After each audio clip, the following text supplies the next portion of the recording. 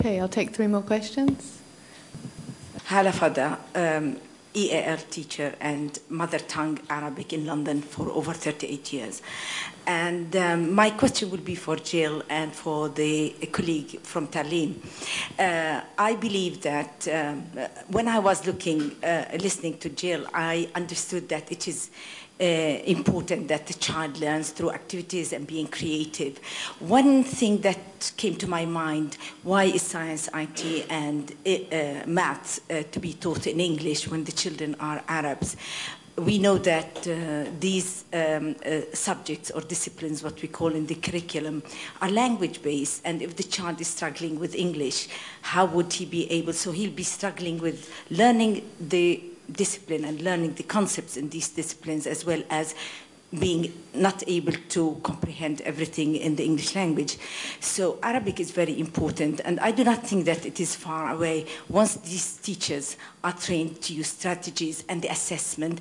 And the last point that Mr.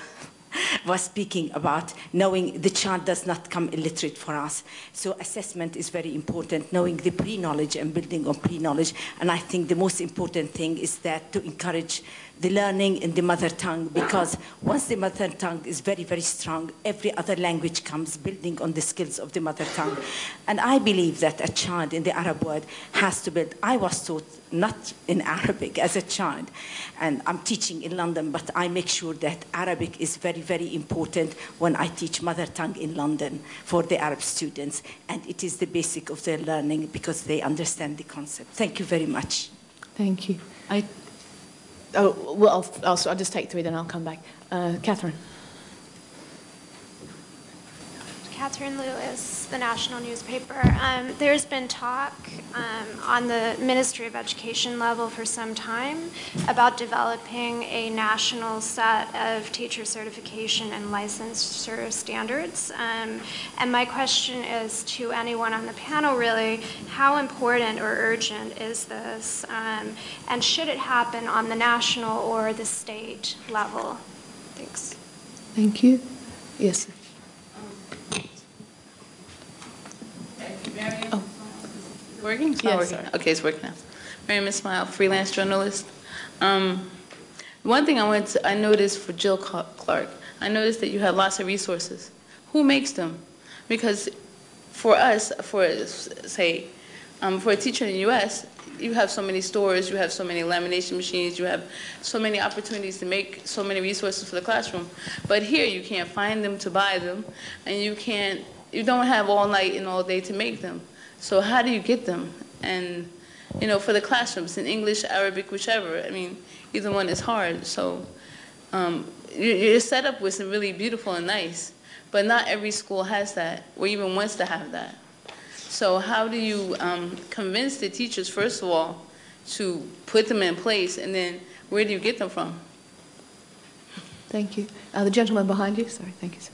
My name is Ken Volk from the Masdar Institute of Science and Technology. My question is about, you've talked a lot about the quality of teachers here, but I'm not hearing a lot about the quantity, and specifically about attracting males into the profession.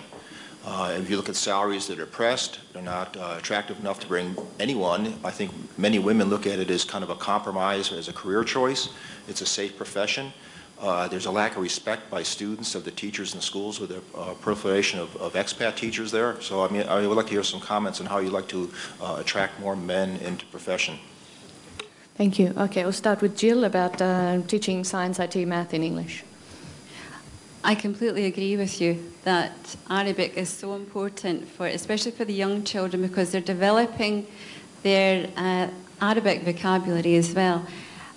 Just to let you know that the children are taught in Arabic first, and then it's used as a medium for English. So key words are then used in English as well. So the full instruction is in Arabic for maths and science, but key words are in English as well. It's bilingual. But what we must stress with the teachers, and the teachers are very good at this part of it, is to make sure that the children understand in Arabic what the concept is. Thanks, Jill. Teacher licensure, national, state, which sort of level? I'll Jane? take that one, yeah. Working in the ministry. There are actually teacher standards, and within Madaris Al-Gad, we use those standards as part of our teacher evaluation process. I'd like to see those rolled out into all schools and used in all schools, so that there was a better process that we could measure teachers by. It's only through having a set of standards against which we can measure ourselves, that we can reflect on our own practice, can we then improve. And our teachers in our Madaris Al-Gad schools actually welcome having, as a student does, everything in front of them so that they know what the expectations are. So when we are going into classrooms to observe teachers and to help support them, they know what it is that we are observing.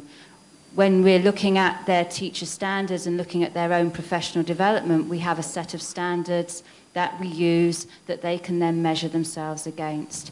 They do exist, but they need to be brushed off perhaps and brought out more to the fore. And used across the Emirates. I think it is something that is Emirate-wide. It's not just in individual Emirates. There should be one set for the whole of the United Arab Emirates. Thank you, Jane. Resources, Jill. Where do you get them? Who makes them?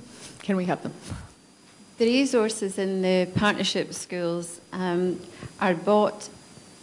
The ones that are bought from the budget that the school receives from ADEC, or at one time ADEC and the ministry together.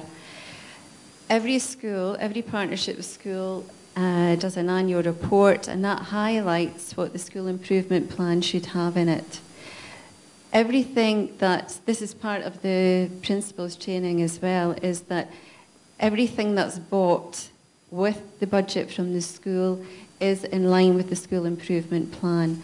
And we do have suppliers who can supply all sorts of fantastic resources, but obviously there's a limit to what we can buy, so we have to manage that carefully and plan more than just a year. What is our 3-year plan? So it's really important that the principals understand that we're planning ahead, we're strategically planning, which is 3 to 5 years. The resources that you saw in, I'm not sure if you're referring to especially the classroom with the resources on the blackboard and... No, the things that were all over the wall, you know. There was one with the wall was full of things, and I thought that was really nice. And it's important for kids, but... These were made by the teachers.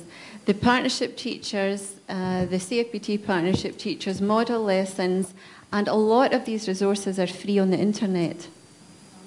So what we do is we blow them up, we adapt them, we photocopy some pages of books, because you can legally photocopy a certain percentage of a book, and if you photocopy the graphics, it's a great learning resource for the children. So we make a lot of the games for the children, and it's about learning in context.